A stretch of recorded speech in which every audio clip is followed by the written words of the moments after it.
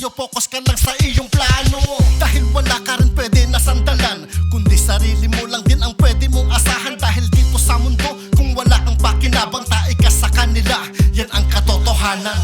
Baka di mo pa ito namamalayan, pag sila nagiinuman, ikaw ay pinupulutan. Kaya wag kang dumikit, sila ay iyong iwasan, at wag mong ituturing na sila ay kaibigan. Wag mong pansinin yung mga walang bilib, wag mong pansinin, wag mong pansinin. Wag mong pansinin yung mga walang bilib, dahil talo ka ng pag sa kanila ka nakinig. Wag mong pansinin yung mga walang bilib, wag mong pansinin, wag mong pansinin.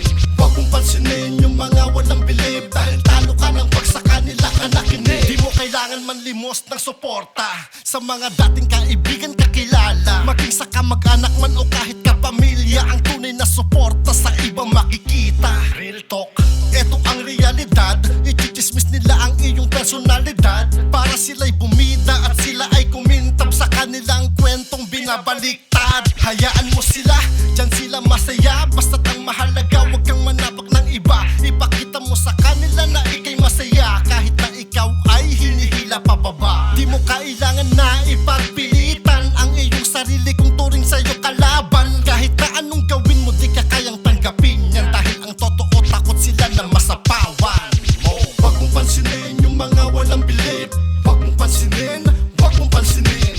Wag mong pansinin yung mga walang bilib, dahil talo ka ng pag sa kanila ka nakinig. Wag mong pansinin yung mga walang bilib, wag mong pansinin, wag mong pansinin.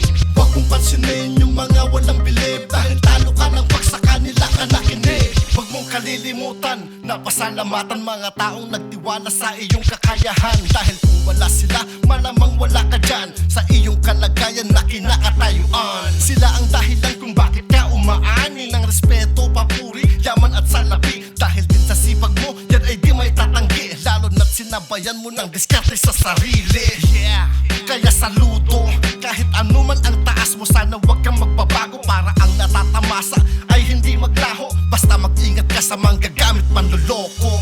Hayaan mo yung tao na sa'yo'y galit, dahil ang iyong narating di nila kayang matik. Normal na lang sa kanila ang sa iyo'y mainggit. Unawain mo sila dahil sila ay walang talent. Wag mong pansinin, wag mong pansinin, wag mong pansinin, wag mong pansinin, wag mong pansinin, wag mong pansinin, wag mong pansinin, wag mong pansinin yung mga walang bilib, wag mong pansinin.